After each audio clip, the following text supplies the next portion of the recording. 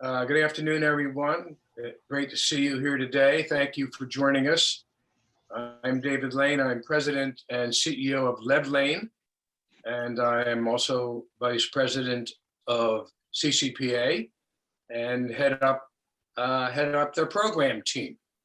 So as we mark just about a year into the pandemic, we hope that everyone is healthy and looking forward to certainly an improved 2021. I know we are.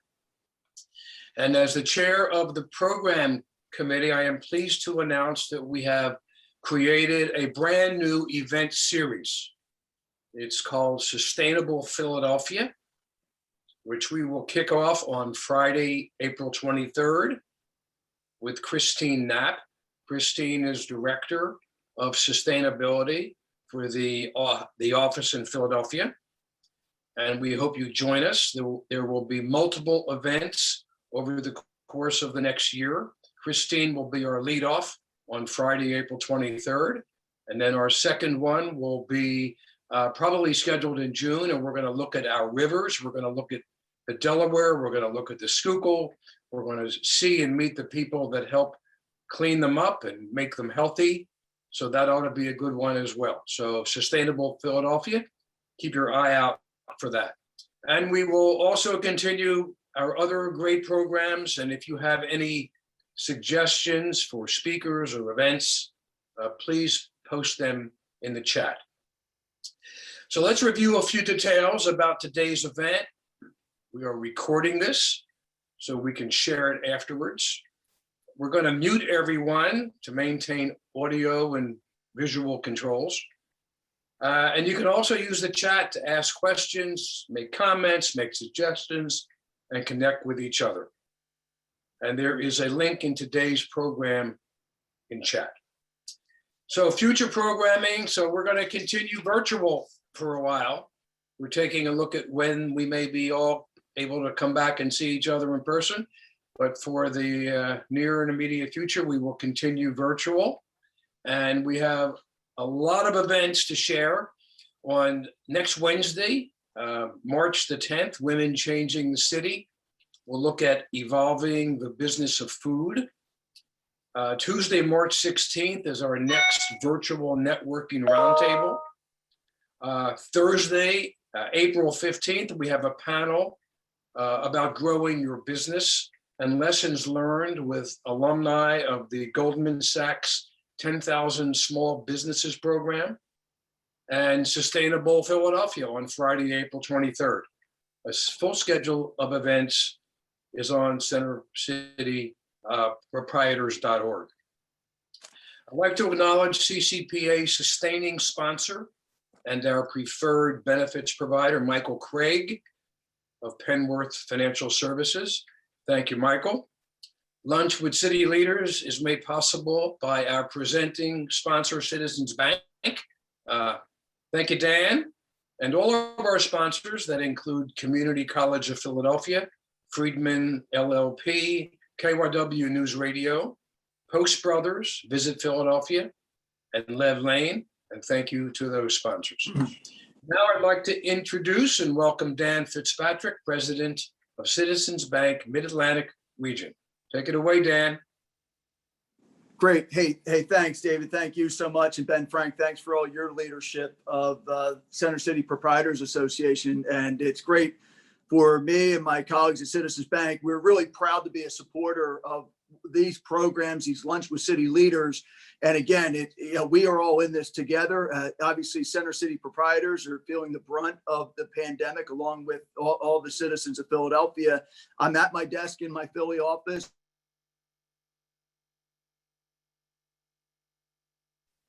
Dan, you muted. Okay. There you go.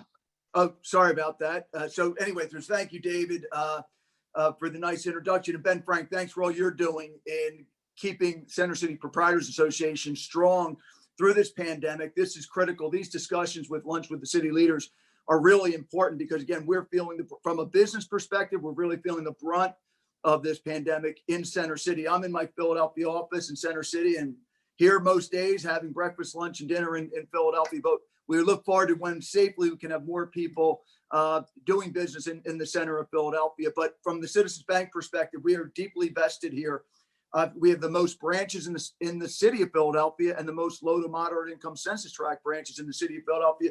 So everything we're trying to do around good economic growth that's inclusive, drives entrepreneurship, particularly Black and brown businesses, we are in this with the city. So on behalf of citizens, we're really proud to support these events. And of course, it really is my honor to introduce today's speaker because Michael Rashid has been on the forefront and an innovator in healthcare his entire career, which bodes well for his leadership of the Commerce Department here in Philadelphia. Michael Rashid became a pioneer in managed care industry as CEO of Total Healthcare in Baltimore, Maryland, one of the nation's first managed care plans. Again, he's held numerous leadership positions before becoming president and CEO of AmeriHealth Caritas, a national leader in Medicaid managed care and other healthcare solutions for those most in need in 2010. That is the future of healthcare, capitated healthcare, of which we're so fortunate to have AmeriHealth Caritas as a regional leader in Philadelphia that's driving this national trend. And Michael Rashid, thank you so much for your distinguished leadership there. And that's why it really is a privilege for Philadelphia, all of us, to have in November of 2020, Mayor Jim Kenney appointed Michael as the City of Philadelphia's Commerce Director, where he's focusing on implementing fair, equitable, and inclusive business development efforts that help spread economic vitality and opportunity to all Philadelphia's neighborhoods. That resonates big with me, Michael, at Citizens Bank, and all of us in Philadelphia. So again, Michael's full biography is in the program and the link, but this is a real honor to have Michael Rashid address our group. So let's all give Michael a very warm virtual wave and welcome Michael Rashid. Thank you, Michael.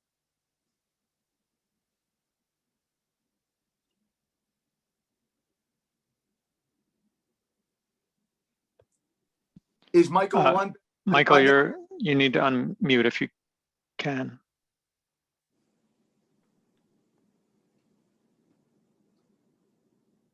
Got it. There you are. Okay. 1 second. That's good. Well, thank you so much, Dan. I didn't know I was getting introduced by you, so that's a real honor. I got to tell you, when I took this job, I'm used to wearing a tie to work every day, and I'm 3 months into the job, and so for most of that 3 months, I was wearing a tie, and they finally told me, they said, "Listen, you don't have to do that. We don't do that anymore." And so I stopped wearing a tie, and I jump on this call, and I got Ben Frank and Dan and others of you wearing a tie. So I mean, I can't win. That's why I always prefer to just go ahead and wear the uniform every day because you can't go wrong wearing a uniform. Yeah. If you can just hold on 1 second, I'm having computer problems myself. 1 second, please.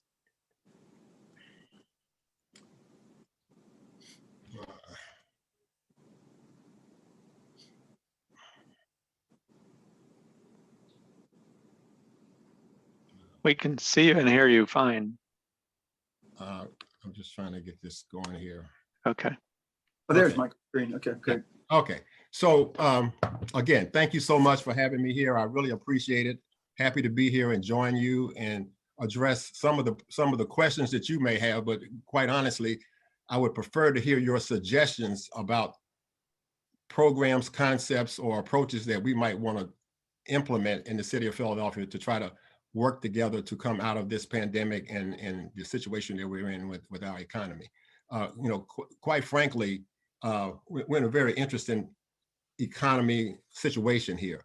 When you look back at the recessions, depressions, and even the large pandemic of 1918 that we had, this one has some similarities, but it also has some huge differences. Unfortunately, a huge similarity is that for Black and brown communities, anytime there's a recession or a dip in the economy, these are the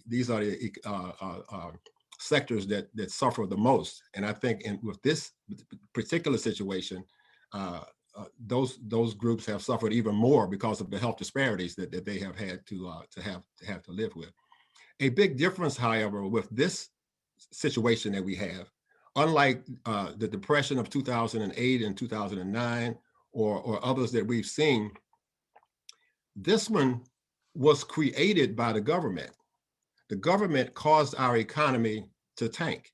Not the I mean, of course, the pandemic did what it did, but the government caused this economy to tank for the right reason. The government shut down the economy. The government shut down businesses. The government shut down the hospitality industry. It shut down so many things in order to protect us. But one thing about an action of the government to shut us down, the government can also pull us out of this depression that we're in. And the government is doing some great things now to try to pull us out of this situation. And we're really happy about that. We're optimistic about that. And we're just hoping that working with partners like you and Philadelphia Chamber of Commerce and others, we're going to be able to develop some programs and some initiatives that we can sell the federal government on to get us out of the situation that we're in as quickly as possible and as safely as possible. I got to tell you, before we get started, I want to recognize all the businesses in our area, especially the ones downtown that have suffered and have been going above and beyond the call of duty to adhere to the health and safety guidelines. For the last 6 or 8 weeks, I've been meeting almost weekly with the representatives of the restaurant businesses, and we're trying to do as much as we can to get the restaurants safely opened. We have made grants available to the restaurants. We have made grants available to the gyms, and we continue to make grants available to them. I'm talking about them more in a few minutes. But just quickly, I just want to say, I got to give the mayor some props. I'm humbled and I'm very proud that the mayor selected me to be his commerce director at this time. We are working hard and rolling up our sleeves and trying to do as much as we possibly can to get this thing turned around. People ask me, Mike, all those things Dan said about you, and you retired from AmeriHealth 4 years ago. So what made you come back into work, and especially for the city government at a time like this? I got to tell you, one of my heroes is Muhammad Ali. And Muhammad Ali, we all know him, and we know him as the world champ and 2 times heavyweight champion of the world. But what Muhammad Ali is most known for is not the Olympic victory and all of those great victories he achieved, but there's 2 big things that he's known for. One is that when they stripped him of his title, and I think it was 2.5 or 3 years that he didn't have a title, that he was able to get himself back in shape and come back and win the title again. So he came from a position of being really down till he came back and he became champion again. The thing he's known even more for is the time that he was knocked down. His opponent broke his jaw. His jaw was all swollen up, and he was knocked down, and he got off the canvas and he came back and he beat the guy, and he won his championship again. So in both cases, he was known for getting off the canvas, coming back from a very challenging situation and recovering from that. And so I saw this opportunity to come into city government at a time when we are truly challenged with the pandemic and everything else that's going on, and to do what I can, especially with respect to the Commerce Department and working with business. As someone said, I've been working with business all my life, to come back and try to do whatever I can to help business recover and recover safely, especially the Black and brown community, especially the commercial corridors, not ignoring city, obviously, but especially the Black and brown businesses in the commercial corridors, trying to do whatever we can to try to bring them back. And we have some good ideas that have been floated. Some of you have floated good ideas, and people around the universities and other business people have floated some good ideas.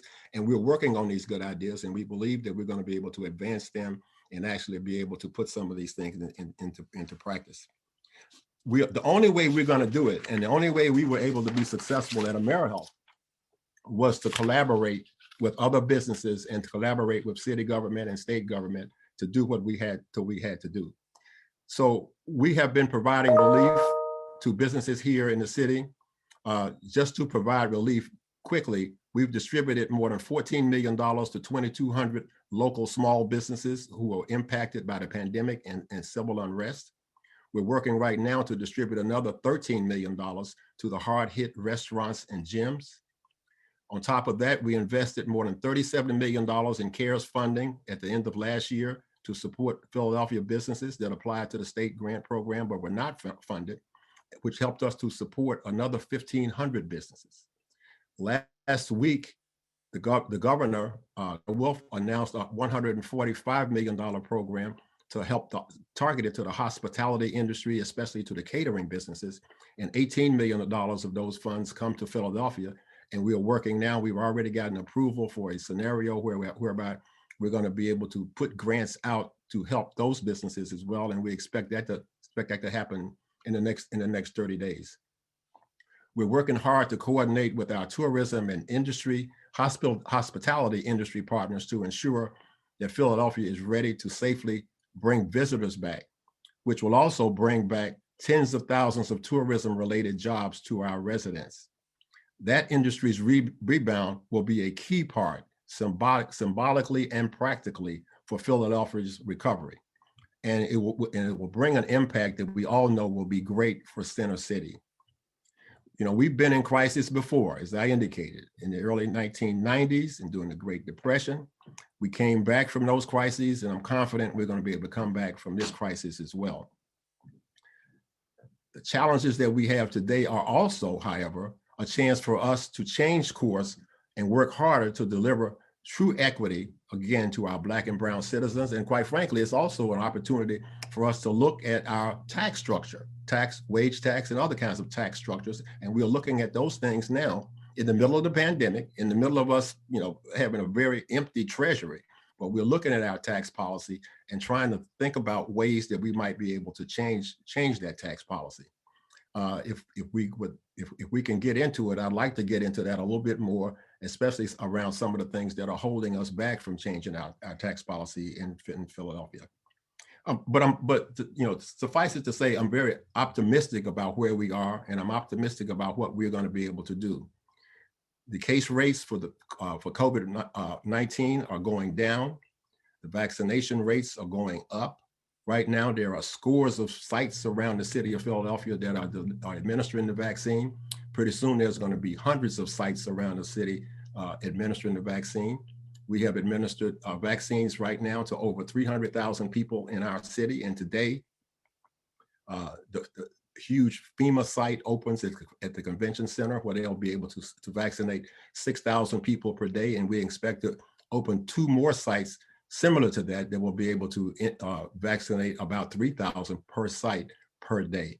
So the more we vaccinate, you know, the more we're going to be able to help ourselves to come out of this. I just want to give a shout out to a Philadelphia company, which we may have heard about last night, which is the Merck Pharmaceutical Company, which pitched in with a company that already has the vaccine, Pfizer, and Merck is actually producing the Pfizer vaccine at their facility. I think that's a wonderful example of corporations coming together, their competitors coming together to make more vaccines and to help the whole economy. So I'm going to stop right there. I would really like to hear from you.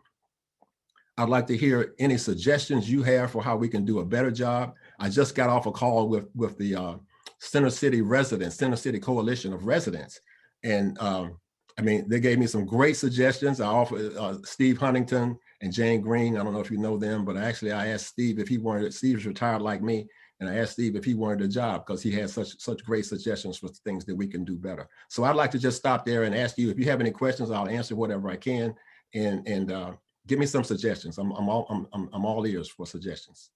Hey, So Michael, thank you. Christine, Yes. Getty. Yes. If I can throw one out to you. You know, I've heard a lot about how we're rolling out the vaccine, what we're doing, some criticism of the administration that we weren't using the sports facility. It's always impressed me that we have such great healthcare facilities and universities in the city. And I just feel like maybe there could be better PR in, are we coordinating among all the universities and among the health systems? Because I, for one, would not think that one location to give out vaccines down at Citizens Park would be the best thing that we're doing. I would think what would be better is if we could disseminate that across the community using our health systems and our education. I see that I'm having trouble with my sound. I'm not sure if you got all that. Yeah, no, I hear you. Well, as a matter of fact, I think most of the major health systems, I think all of the major health systems are already involved, and they've been vaccinating people for at least a month now. Now I cannot hear you, Jane.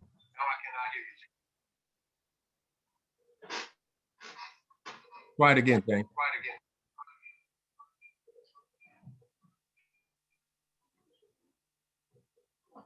I can't hear you. If you can make it short, you could put it in the chat and then we could read it. As a matter of fact, well, I was at CHOP yesterday observing their clinic. CHOP's doing a wonderful job, and they have been, at least for a month. I'm on the committee that is reviewing the proposals from various people, and I can't name people who have proposed, but I can tell you, I know CHOP is giving the vaccine out. Einstein is involved. Penn is involved. Jefferson is involved. So yeah, I mean, and Temple, so they may not be involved. I can't say for sure whether they're involved as a hospital, but they're very much involved in loaning their Leo Core Center to the Black Doctors Coalition that's doing a fabulous job as well. So we're doing that now. But you're right. I mean, getting the vaccine out into the community is major. It is major because you got to get it out where the people are, especially in the Black and brown communities where the people live. I mean, God bless CHOP. As I said, I was at CHOP yesterday. They're vaccinating the teachers mainly, but you know, unfortunately, the Black and brown community is not heavily represented among the teachers. Only about 2% of the people I saw down there yesterday were black or brown. So you have to get it into the community.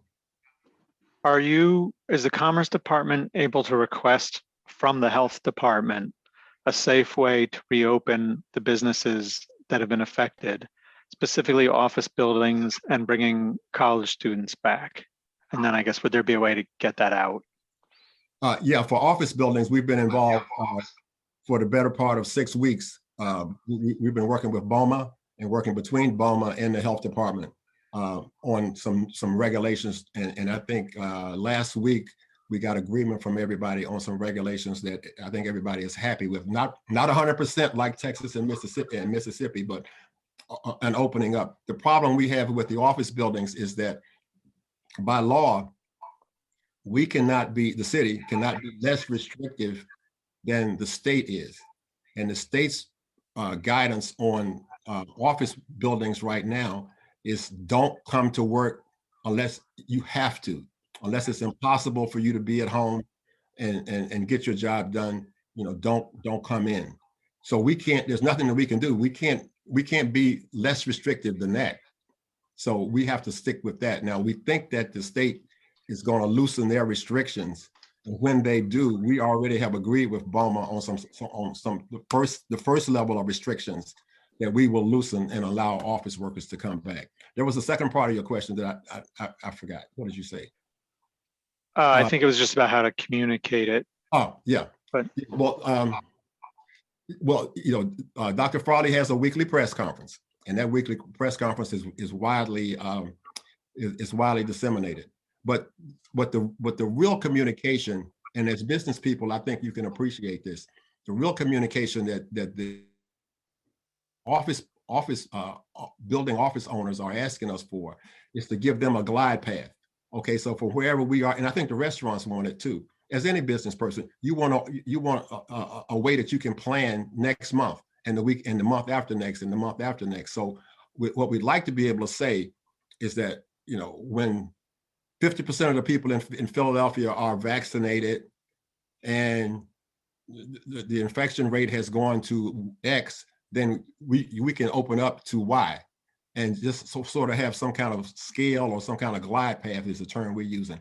a glide path that people can use to plan. In the case of a restaurant, to plan their inventory. In the case of a building, to plan their renovations or however they're going to bring people back. That's what we're working on. It takes a lot of negotiations between us and the state and the HVAC people, but that's the way we're trying to approach that.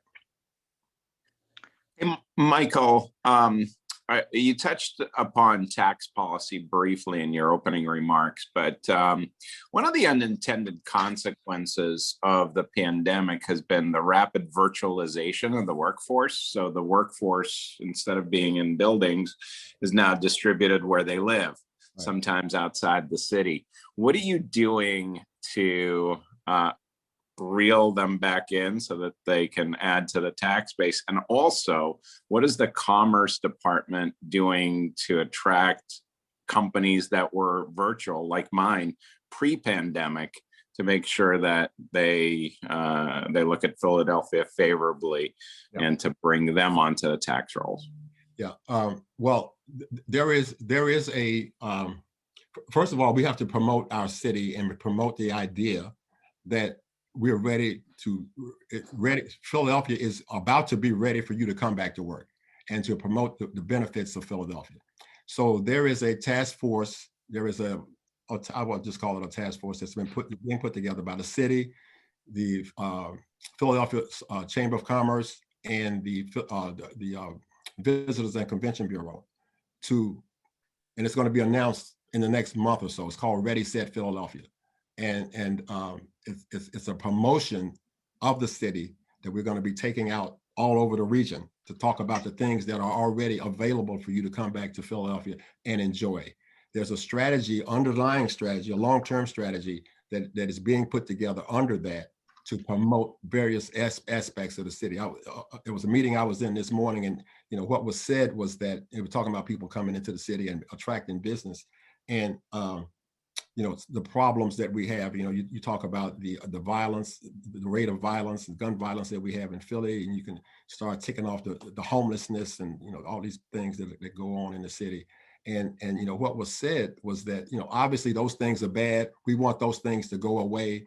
But when companies look at relocating, that is, quite frankly, you can criticize it all you want. That is not, those kinds of things are not at the top of their list in terms of making a decision. Top things, what's at the top of their list in terms of making a decision is talent. This is what we continue to hear. It's talent in this city. It's talent drawn to this region. And from a talent point of view, it's very hard to beat Philadelphia. We got 115 colleges. We have more colleges than Boston has. We have the meds. We have the eds and meds issues going on here. We are great logistical, and logistics is the thing that's taken off in our economy. And we got a great logistics center that we have here already and is being built. And so we have a lot of great things going on. And I'm not trying to downplay the homelessness and some of the issues that we have downtown. And I'm happy to talk about that if you'd like. But what we really need to be able to continue to do is to bring more talent, train some of our people who are out of work into some of these STEM type jobs, so that we have a real resource base of talent, and to be able to, while we're trying to address homelessness and some of these other kinds of problems. So there is one question about, and it may not be Commerce Department, but maybe some people on this call. Are there programs that connect novices to skills faster and quicker than traditional four-year colleges? Are there programs within the city or from some of the organizations here? Commerce has a number of programs along that line. I don't know if Dawn Somerville is on the line. She can chat about some of those. Are you here, Dawn? I don't know if she's on the line, but yeah, we have a number of programs. If you come into our website, there she is. You want to talk about some of those programs, Dawn?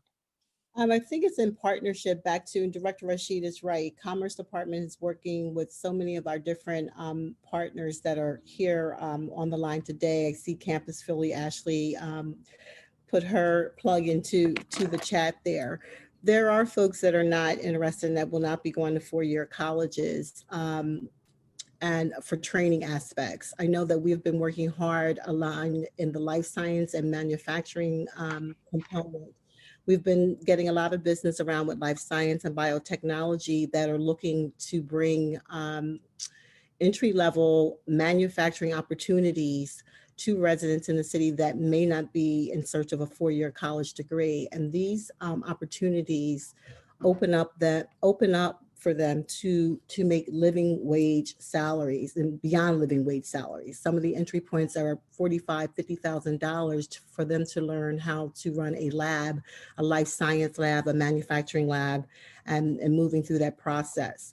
We've been talking a lot with folks out in University City, Wistar, and a couple other folks as well on these initiatives. We will continue to focus in this arena.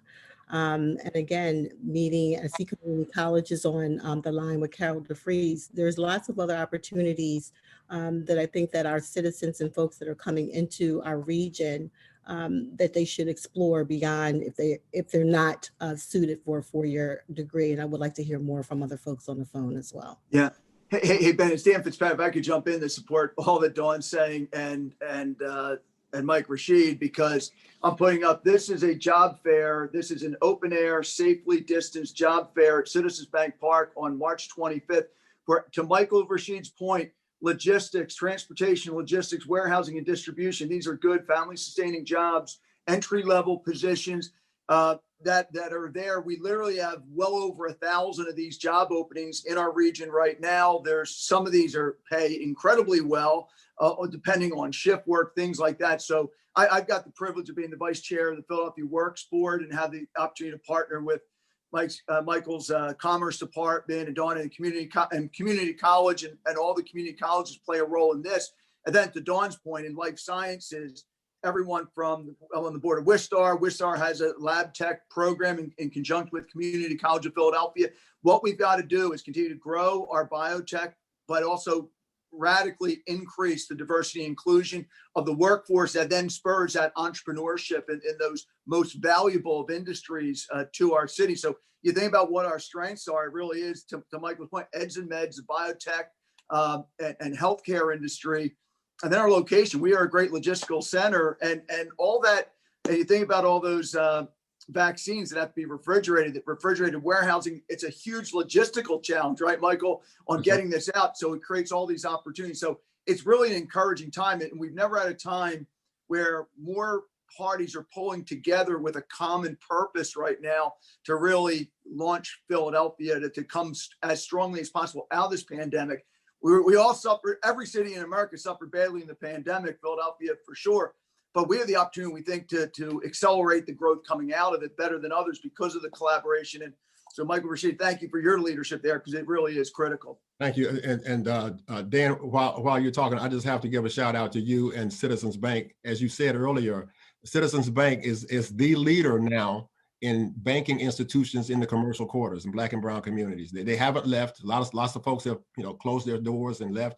Citizens Bank is standing up on 52nd Street and many other commercial quarters and being financial anchors for those communities. And we really appreciate that, Dan. That's brilliant. Thank you. There are a lot of posts going in the chat about job opportunities. Dan, I don't know if you can post in there or if you can send, or Megan, if you can find the link for the Citizens Job Fair, we can post that in there as well. Definitely will do that as a follow-up for sure.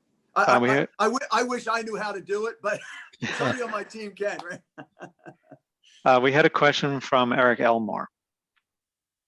Hi, Michael. My name's Eric Elmore. I work with James Scacchetti at Drucker and Scacchetti.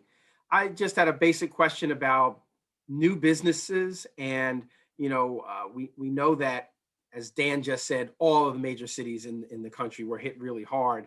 So the competitive nature of building our cities back up with entrepreneurs and new businesses and expansion of existing businesses is going to be higher and more competitive than ever. Does the city have any kind of incentives that are going to be in place in a post-COVID world that's going to be really focused on helping us attract businesses, not only from outside of Philadelphia, but helping the existing businesses in Philadelphia that may have gone out of business come back into play, or even help those that are still in business expand?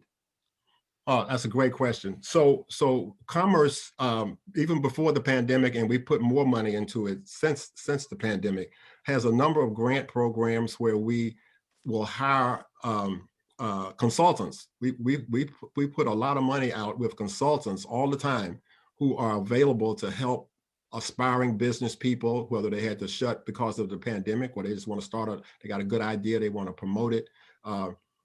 Consultants will come in and help them get their accounting system together. You wouldn't believe, or maybe you would, how many small businesses, struggling businesses, could not qualify for a paycheck protection plan, loan or grant, because they couldn't get their, they didn't have their financial act in order. They hadn't filed taxes or whatever. And so just to be able to help those kind of businesses, it could mean a lot. I'm sure many of you realize that a new business started by a founder, the business grows, and pretty soon the processes that the founder put in place to start the business aren't the processes that's needed to take the business to the next level. And so that's a real issue. And I've seen a lot of businesses fail because they weren't able to change their processes as opportunities came along. And so we have consultants who are available to help out in those areas. PIDC is part of the Commerce Department. It's a governmental agency where loans are made and financing is provided to businesses, small and large, to develop and grow and bring jobs into Philadelphia. And so, it's not directly commerce by charter, but it's part of city government and it's part of what we do. So if you call our number or if you go online, we can make any kind of referral to those organizations. And we are anticipating that what we are providing now in terms of those services is only going to grow. So. Brian? Yeah, Mike, I was wondering what is happening down at the airport now. As we know, Philadelphia was not designated as a city that could receive international travelers, at least from Europe. Yeah. American Airlines has cut back significantly. I don't know if they had the mothball A-West or not. Can you give a little update on what's happening down at the airport? Yeah, I wish Shelley was here. Shelley Cameron, who is the executive director of the airport. She's so enthusiastic. She's a cheerleader, the cheerleader that I would love to be. But there are great things going on at the airport now, albeit, passenger traffic decreased by 58% from March of last year to February of this past year. All the numbers are down. Hospitality, catering, and all those numbers are down. There's one number that's up from year over year. And that's cargo traffic. Cargo traffic is actually up 5% year over year during the pandemic, and which just goes to show what Dan talked about is logistics, and the whole world is going more and more to logistics. And there's no better place that I know of in this major population area for logistics than Philadelphia. We're right on 95. We're halfway between New York and Washington. All these great things about Hilco just came here. They came here for a reason, and they're investing, billions of dollars because they see the logistics opportunities. There's a major announcement that you're going to hear about. I can't name the company, but a major company is going to announce soon that they're relocating to. It's a logistics company is relocating to the airport. They're buying a lot of land, and they're going to build a huge building at the airport. So people are seeing this, and really. Absent what's going to happen with business travel, and I don't know what's going to happen with business travel over the next few years. I have no idea. But one thing we do know, because it's very clear, logistics is going to take off. International logistics and national logistics is going to take off, and we're in a great position for that. Marty, did you have a question, or are you just always unmuted? Oh, am I? No, I am unmuted, okay. But I was not muted. Anyway, Michael, I'm really glad to hear your presentation. I've looked forward actually to meeting you. I'm with Jenkintown Building Services. As I mentioned, we moved into the city recently in Brewery Town. I'm very active with BOMA, and I just want to give a shout out to the work that I know that your department has done in workforce development. But I think that the BOMA, both office buildings as well as the many vendors and companies that supply and support the activity of real estate throughout the city, not only offices, but multifamily and in all the sectors. there is great employment opportunities for people that have maybe not gone the higher education route, that can enter union jobs, that can enter opportunities to provide substantial wages. And I think that it's been a sector that it's not as sexy or attractive maybe as some of the other areas, of course, but I think it really fills an incredible opportunity for some of the populations that may not have gone to higher education routes and that provide great work opportunities. So I've always been challenged, and I know I sound like a broken record, maybe my CCPA buddies here, but I feel like the opportunity to do some matchmaking and clearinghouse opportunities from the Department of Commerce to all those in that sector, and really to be a clearinghouse matchmaking opportunity to be able to meet needs with applicants and opportunities for training and development. I absolutely agree with you. I've only hired one person since I've been at Commerce, but I think it was a wonderful hire, and that was Sarah Stelz, who's now my chief of staff. And I hired Sarah. She was the executive director of the West Philadelphia Skills Initiative that has done a wonderful job in training and placing those trainees with the right company and the right job. And so that's huge. And we're looking forward, and Sarah's going to take the lead on that, a major effort that we're going to have with, trying to work with the unemployment rate and do more job placement and job training. So thank you. I look forward to following up. If some of your people might be in touch with me, that would be great. And if I can just say one word about BOMA, I love those guys. I love those, starting with Jerry Sweeney and Dan Haas and the rest of them. We've been working very closely together. We met with the secretary of DCED about 3 weeks ago and we were asking him to go to the governor and ask the governor to change relax some of the restrictions on office workers coming in. Because once the governor relaxes, then we can relax, and we're ready to relax. But we just need the governor. And I think that was in the paper this morning. Dr. Farley was talking about it. We need the governor to relax, and then we can relax for office workers. Mike. Thank you. Yeah, hello? Yes. Yeah, James Reese from Reese Professional Cleaning Service. I have a question that I'm not sure if the city is thinking about it, but as we know, the janitorial industry has been front and center in this pandemic. People are much more concerned now about deodorizing, sanitizing, sterilizing. Is the city thinking about possibly putting together a program that would train people at the entry level to go into the janitorial business, which we know going forward, the janitorial business industry is going to be front and center with daycares, schools, and medical facilities. And I think it would be great if we can get some of those people who lost their jobs at the lower entry to get into a training program, possibly showing them how to start, operate janitorial companies safely and soundly, and put them back to work, not as an employee, but possibly as a business. Right. I'll be honest with you. I cannot say that we are looking at that, but everything you're saying is absolutely right. You're absolutely right, and we will look into that and get back to you. I know your phone number. I know your cell number, James. So I know you will. So thank you for joining, and thanks for that suggestion. So you had mentioned you were willing to talk about taxes earlier. We did have a specific question. Are there any specific taxes that have been roadblocks for existing companies to expand and new ones to come to Philadelphia? I see Steve Mullen on the line. Steve can probably talk more articulately than I can about that.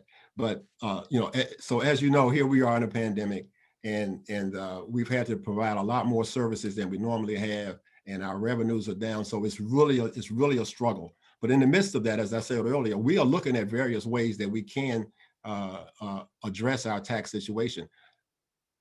Because of what's called the uniformity, the Commonwealth's uniformity clause, a city like Philadelphia is very much hamstrung in its ability to come up with some innovative ways to change our tax system. Because of that, we are heavily dependent on the wage tax. The wage tax is 2/3 of all the taxes that we bring in is represented by the wage tax. And folks have a lot of problems with the wage tax. It's really working against our ability to keep people in Philadelphia. as opposed to working outside of Philadelphia. But Steve, please, if we can unmute Steve, I know Steve can talk about it much more articulated than I can. The uniformity clause. Steve's not allowed to unmute. He's not allowed.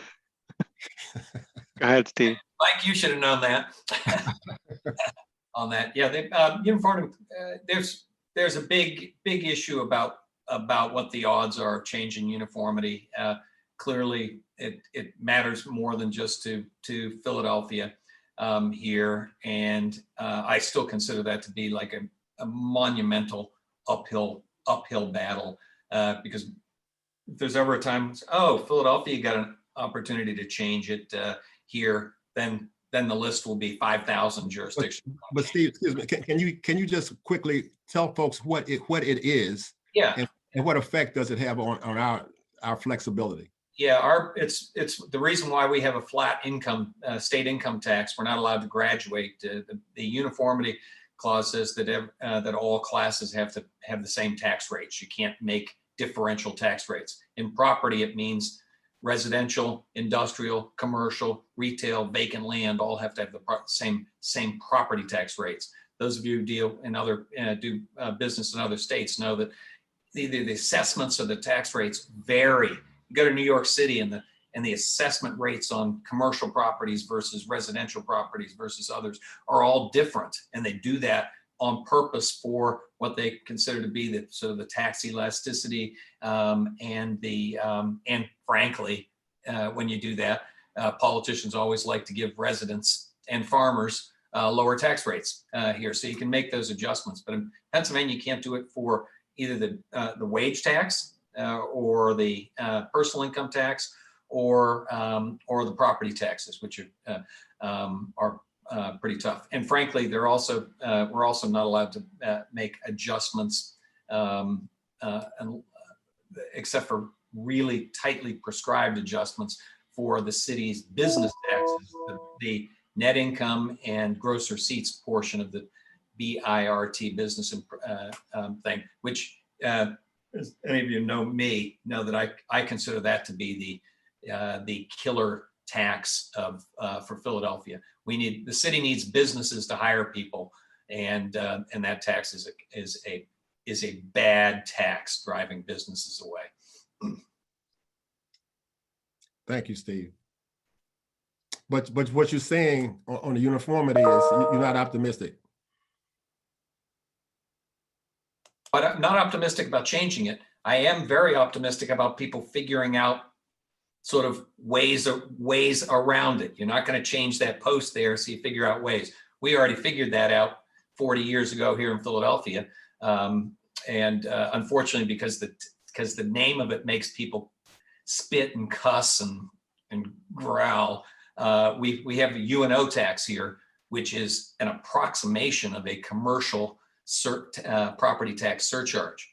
But everybody hates the UNO tax so much that it's sort of not on the table. My view is it should be, and we should try to fix it and take a look at that. But you have to do these workarounds and stuff. Not unlike the state has a thing where personal income tax, you can't change the rate across anything, but you can say if you're below a certain amount, you get a refund. I think Councilman Alan Dahm has proposed sort of a refund, an income scaled refund for the city wage tax too, as an example of that. So you work around them. You don't have multiple rates and stuff like that, but you figure out ways to make exemptions and stuff here. And I think that's what Mike was just talking about here and taking a look. I think that's one of the ways that people will that will be able to get not all, but some of the objectives in the not too distant future. Steve, for those who don't know, Steve is a former commerce director, so he understands all of this. That was last century here. So, well, I just got to say I've enjoyed this, and I'd like to come back. I'd like to be a member if I can be a member of this group. But I'd love to get your suggestions, whatever works for that. I'd love to get your suggestions in terms of how we can do a better job. All right, well, be safe, get your shots, and let's get Philly back.